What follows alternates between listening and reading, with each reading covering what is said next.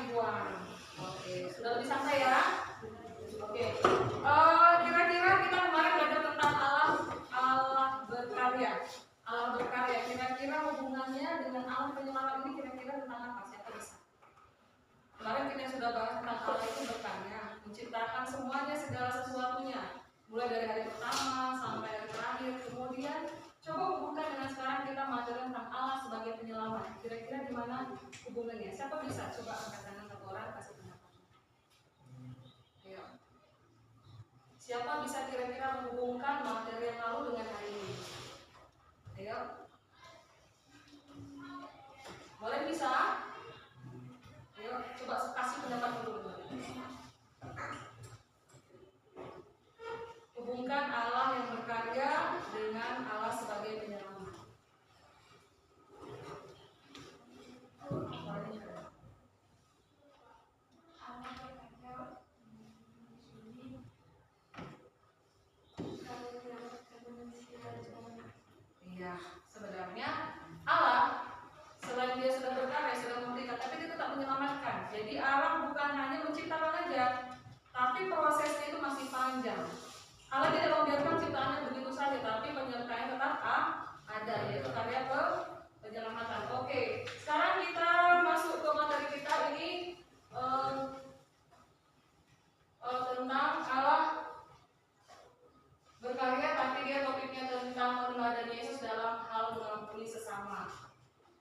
Kemudian tujuan pembelajaran kita pagi ini, coba kelompok 1 Elma bacakan yang nomor 1. Menyebutkan teladan Yesus dalam mengampuni. Oke, yang kedua si Keke. 2. Membuat refleksi tanggapan terhadap karya penyelamatan Allah dalam Yesus Kristus. Oke, yang ketiga si Mutiara. Tidak menggunakan alasan manusia maupun sesama. Oke, yang keempat Elsonta. 4. Menjelaskan alasan Allah menyelamatkan manusia melalui Yesus Kristus. Oke, yang kelima si Anggi. 5. Menyatakan komitmen untuk bersedia memaafkan sesama dan minta maaf ketika melakukan kesalahan terhadap orang lain. Oke, tujuan pembelajaran kita ada 5. Dari yang pertama sampai ke 5, kalau yang pertama dia hanya sekedar teori. Yang kedua juga adalah teori. Yang ketiga ini juga sekedar teori. Yang keempat dia sama juga teori. Menurutmu, pendapatmu. Tapi yang kelima ini sebenarnya yang lebih penting. Kita bahas tentang mengampuni, tapi kamu tidak bisa mengampuni orang lain. Jadi ini sebenarnya refleksinya. Tapi sebelum ke sini harus paham dulu 1, 2, 3 dan 4. Oke. Kita mau simak dulu, ini ada video. Coba kamu perhatikan ya.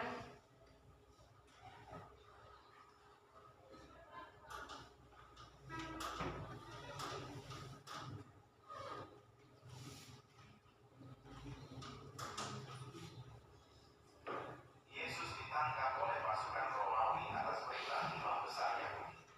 Ia dihadapkan pada pengadilan agama dan Romawi yang akhirnya memutuskan untuk menyalibkannya. Meskipun tidak bersalah, Pilatus menyerah pada tekanan massa dan memerintahkan penyaliban. Yesus dipaksa memikul salib menuju Golgota. Yesus disalibkan di Golgota dan setelah beberapa jam dia meninggal, mengorbankan dirinya bagi umat manusia. Penyaliban Yesus adalah simbol pengorbanan bagi keselamatan umat manusia yang diikuti dengan kebangkitan. Yesus ditangkap oleh pasukan Romawi atas perintah imam besar Yahudi. Ia dihadapkan pada pengadilan agama dan Romawi yang akhirnya memutuskan untuk menyalibkannya. Meskipun tidak bersalah, Pilatus menyerah pada tekanan massa dan memerintahkan penyaliban. Yesus dipaksa memikul salib menuju Golgota. Yesus disalibkan di Golgota dan setelah beberapa jam dia meninggal, mengorbankan dirinya bagi umat manusia. Penyaliban Yesus adalah simbol pengorbanan bagi keselamatan umat manusia yang diikuti dengan kebangkitan.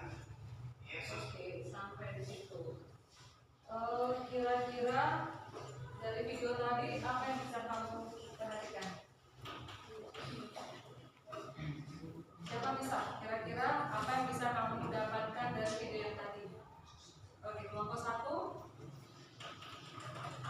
Hubungkan dengan penyelamatan ya. Tadi kan penyelamatan, kemudian Yesus mengampuni, kemudian ada video yang tadi. Kira-kira hubungannya di mana? Dari video tadi apa yang bisa kamu ambil?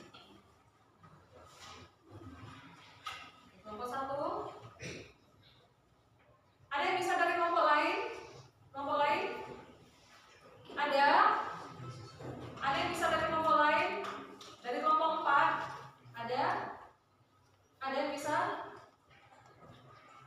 Ada dari kelompok 4? Ya, Mutiara? Hubungannya itu tentang Yesus yang menyelamatkan manusia dan mengorbankan dirinya untuk menebus. Iya, hubungannya Yesus yang mengorbankan dirinya untuk menyelamatkan manusia. Ketika dia menyelamatkan, dia sama dengan apa gitu? Mengampuni orang. Padahal sebenarnya bukan Yesus yang buat salah, tapi dia yang berkorban. Kemudian coba diperhatikan ini. Baca dulu si Ande. Allah mengampuni manusia, bagaimana dan mengapa Allah mengampuni manusia? Boleh dijawab kira-kira? Kayak mana cara Allah dan kenapa Allah harus mengampuni manusia? Kira-kira bisa dijawab sama kelompok 1 juga?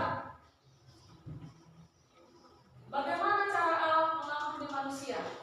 Dan kenapa harus mengampuni manusia ya? Karena kita ciptaan yang serupa dengan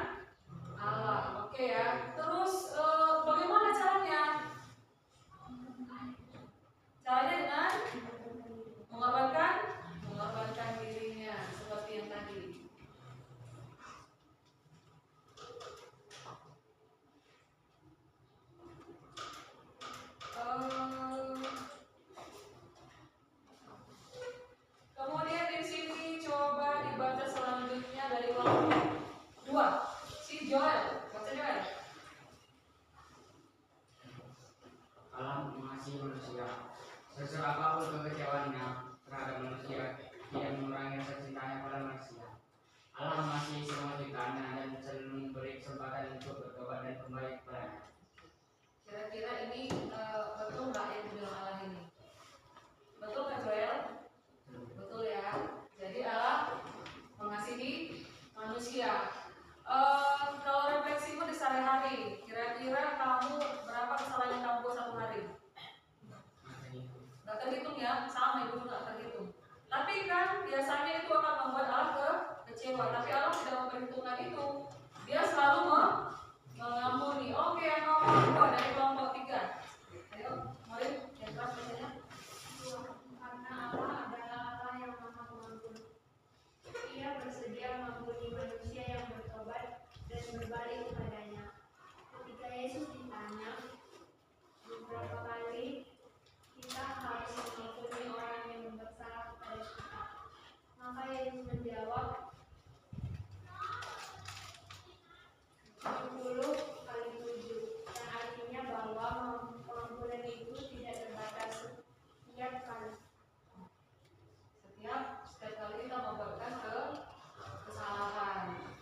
Oke. Kalau misalnya siapa nggak pernah kayak gini? Ada pernah dosen ibu bilang gini. Ketika kamu mengatakan aku sudah habis kesabaranku, maka kamu bukan orang yang seperti apa? Siapa sih yang pernah gitu? Aku udah habis kesabaranku. Terus dia seperti itu. Aku kesabaranku sudah habis katanya. Itu menunjukkan bahwa kita itu orang seperti apa? Orang yang pemarah, orang yang emosi, orang yang tidak mau mengampuni. Jadi sebenarnya kita tuh nggak boleh bilang gitu. Sedangkan Allah aja tidak membuatkan seperti itu, ya. Kemudian yang berikutnya ini coba baca dulu dari kelompok 4. Yuk, si Benjamin. 3. Karena Allah adalah Allah penyelamat. Tuhan Yesus telah berulang kali mengampuni dosa. Tuhan Allah mengampuni kita di dalam Kristus dan membatalkan utang dosa kita. Artinya kita tidak lagi bertanggung jawab atas dosa-dosa kita karena tanggung jawab tersebut telah diambil oleh Yesus Kristus. Lalu apakah kita telah bebas dari dosa? Tentu tidak. Justru karena pengorbanan Yesus yang telah menebus dosa manusia, maka manusia harus melihat pengorbanan itu sebagai kekuatan untuk melawan dosa dan jangan berbuat dosa lagi. Jangan bilang gini. Kadang-kadang orang waktu Jumat Agung bilangnya seperti ini. Tuhan kan sudah berkorban, kita kan sudah diampuni, jadi nggak masalah buat dosa lagi. Bukan itu yang menjadi alasan. Artinya perubahan itu harus tetap ada. Jangan itu jadi alasan untuk membuat hal yang seperti itu lagi. Oke, baca dulu si Diktan. Meneladani Yesus Kristus dalam mengampuni. Untuk menjadi penyelamat yang menyelamatkan manusia dari hukuman dosa, berusaha harus dapat menanggung penderitaan dan hukuman akibat dosa manusia. Untuk memikul itu, Yesus menjadi manusia yang sejati dan mengorbankan dirinya di kayu salib. Yesus telah menjadi teladan dalam mengampuni. Ia memikul segala beban dan dosa manusia dengan tulus dan ikhlas tanpa menuntut imbalan. Dan ia taat kepada Bapa dan rela menanggung penderitaan yang luar biasa demi mencintai kepada manusia. Yesus kalau mengampuni dia nggak minta balas, dia nggak minta bayar, dia nggak nuntut imbalan. Artinya dia memberikan dengan ikhlas. Oke, makna keselamatan Allah dalam Yesus Kristus. Coba baca dulu si Joyce. Keselamatan Allah di dalam Yesus Kristus. Keselamatan Allah di dalam Yesus Kristus bukan sekedar pembebasan rohani maupun jasmani, tetapi pembebasan manusia secara utuh dari kutuk dosa dan dari maut. Maut tidak hanya berarti kematian, namun lebih kepada rusaknya hubungan manusia dengan Allah. Oleh karena itu, keselamatan di dalam Yesus Kristus dengan sendirinya memperbarui hubungan antara anak manusia dengan Allah. Tiap orang beriman mengaku percaya kepada keselamatan yang dikerjakan oleh Allah dalam Yesus Kristus. Maka dengan kepercayaan itu kita selalu menjaga hubungan dengan Allah melalui doa dan membaca Alkitab secara teratur. Tidak hanya dengan Allah, tetapi manusia yang beriman juga akan memperbaiki hubungan yang rusak antara sesama manusia. Ini harus lagi. Coba ini dibaca. Nanti dibuka di rumah ada ini Kolose 3:13. Ini katanya kata si Paulus, kita sebagai manusia yang lama, manusia yang baru harus meninggalkan kebiasaan-kebiasaan yang lama. Kebiasaan lama itu apa aja? Ini dia. Hidup yang berpusat pada diri sendiri dan bersifat duniawi. Artinya egois, nggak mau perhitungan orang. Itu namanya keinginan duniawi. Kemudian kita harus berubah dari kehidupan yang lama kepada kehidupan yang baru. Berpusat kepada kasih dan bersifat kasih, bukan kasihan. Kasih itu tidak menuntut balas dan dari hati, gitu ya. Kemudian nanti dibaca di rumah ada Efesus 4:32. Ada beberapa hal yang perlu kita lakukan juga. Di antaranya kita harus ramah, bukan marah. Itu kata-katanya ada di dalam semua hurufnya di situ, tapi berbeda artinya. Jadi ditegaskan kita harus ramah. Kemudian yang kedua, ya harus punya kasih. Yang ketiga, ciri-ciri orang yang punya kasih itu seperti apa? Ya suka mengampuni, jangan mendendam, jangan membalas, jangan menuntut ya. Kemudian, oke, ini coba ada diperhatikan, ada dua gambar. Menganalisis gambar dua orang bersahabat yang saling makan. Ini dia. Biasanya kalau sahabatan itu banyak kali perbedaannya. Ini contohnya, coba lihat dulu. Seperti apa? Dari kulitnya pun sudah berbeda. Kalau hitam dan putih, pasti ini rasnya berbeda. Ini pasti kebiasaannya juga berbeda. Biasanya kalau kulit orang sudah bilang kulit hitam dan putih itu statusnya berbeda. Biasanya kalau dulu sih kulit putih itu bangsawan, majikan. Kalau kulit hitam itu budak, pembantu, suruhan. Jadi ini orang yang nggak pernah bisa bersatu. Ini kira-kira dari sini apa? Siapa bisa terangkan ini? Coba bisa kasih pendapat. Siapa bisa kasih pendapatnya? Ayo, siapa bisa? Siapa bisa? Sanas bisa? Ayo Sanas, coba kasih pendapat tentang ini. Ayo. Menurut saya dari gambar tersebut ada dua orang anak yang terlihat jelas perbedaannya dari segi warna kulit, tetapi mereka saling mengasihi. Saling mengasihi. Nah ini biasanya ciri-ciri orang bersahabat. Kalau orang bersahabat nggak ada dia duduknya jauh-jauh. Pastinya apa? Rangkulan, pegangan, dekatan. Inilah dia ciri-ciri bersahabat. Nah kalau orang mengampuni, kadang-kadang orang seperti ini. Kadang-kadang orang ini, ya aku ampuni kau, tapi nggak mau lagi dia kembali seperti biasa. Tapi biasanya kalau orang mengampuni seperti ini. Kalau pernah kalian lihat ada di postingan Ibu Devi, Ibu buat cara mendamaikan orang yang sedang berkelahi. Mereka itu ada seperti apa?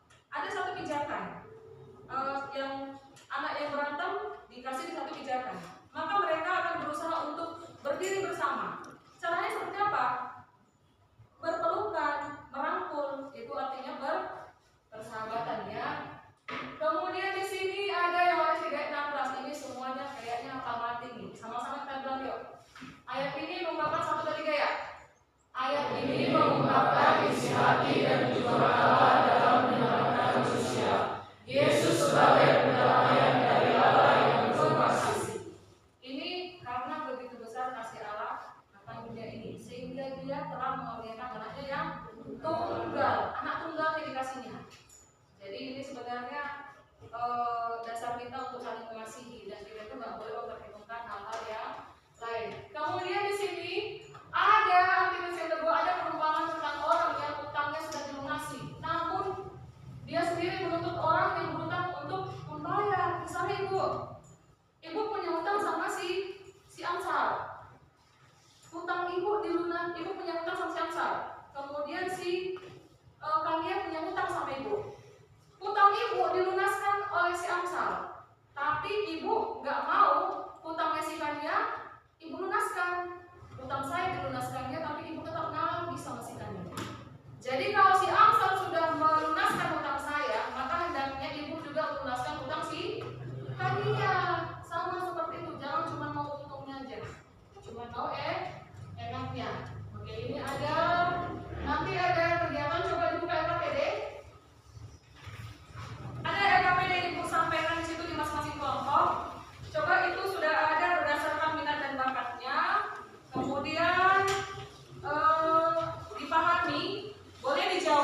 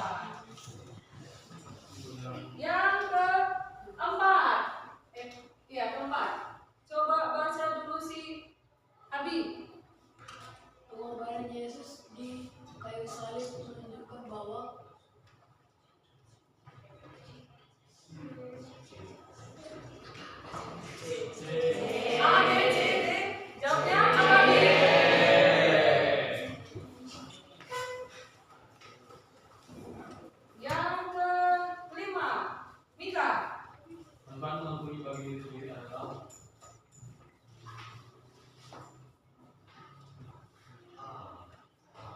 ya, Apa jawabnya? A. Bukannya B? Ya, jawabnya A. Oke, lanjut ke nomor 7. Ini ya. Oke, coba si Sandi. Maka dari berikut ini yang tidak termasuk dalam menerapkan nilai-nilai pengampunan dalam kehidupan sehari-hari. Yang mana? B. B. B ya. Benar B? Benar ya. Nomor 7. Nomor 7 aku kali ya. Nomor 7 si Glenn. Mengapa sulit bagi manusia untuk mengampuni? B. Apa B? Karena manusia memiliki sifat egois dan ingin membalas dendam.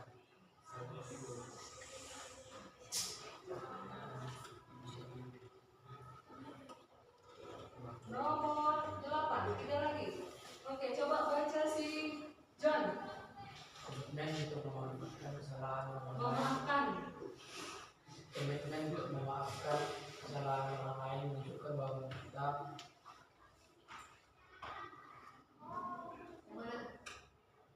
Komitmen untuk memaafkan kesalahan orang lain menunjukkan bahwa kita apa? Mana jawabannya? D ya.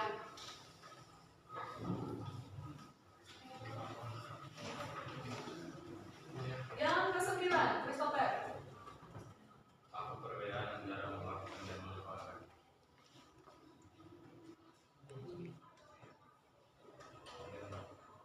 Apa? Mana jawabannya? Mana jawabannya? Apa perbedaan antara memaafkan dan melupakan? Mana jawabannya? B. B ya?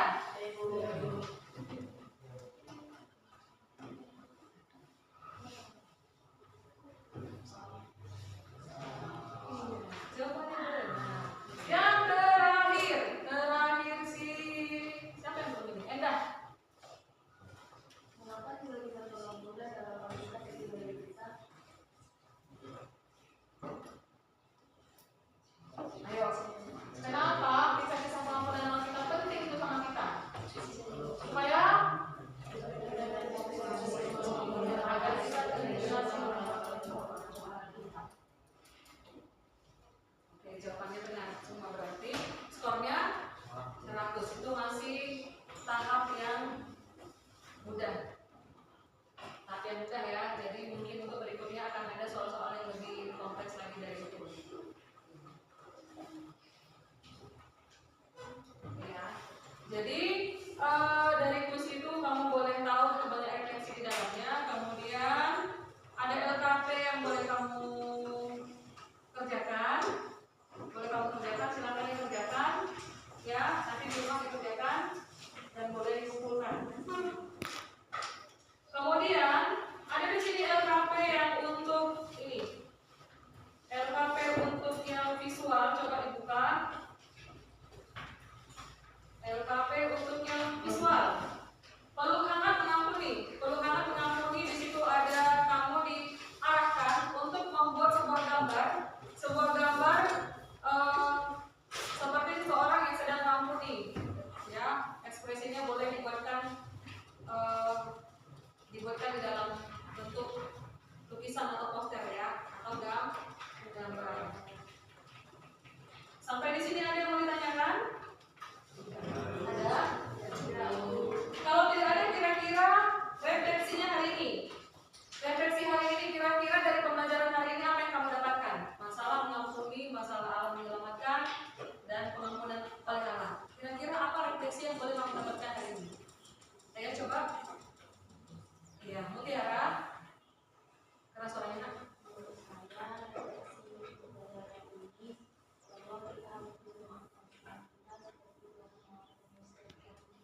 Jadi kita harus tetap berusaha dan mencoba ya. Kita harus mulai seperti Tuhan yang tetap mengampuni setiap kesalahan orang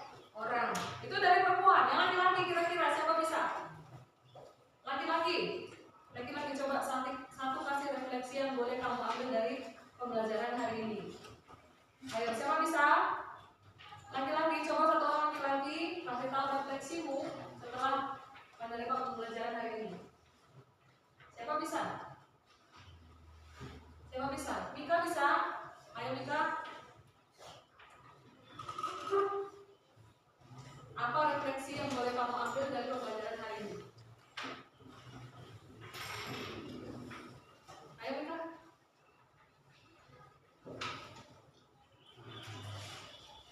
Ayo. Dari pelajaran ini kita bisa belajar untuk mengampuni orang lain dan tidak berbuat. Kita harus mengampuni orang lain dan jangan membencinya. Jadi harus dari hati yang paling dalam. Oke. Untuk pembelajaran hari ini gue pikir sampai di sini. LKP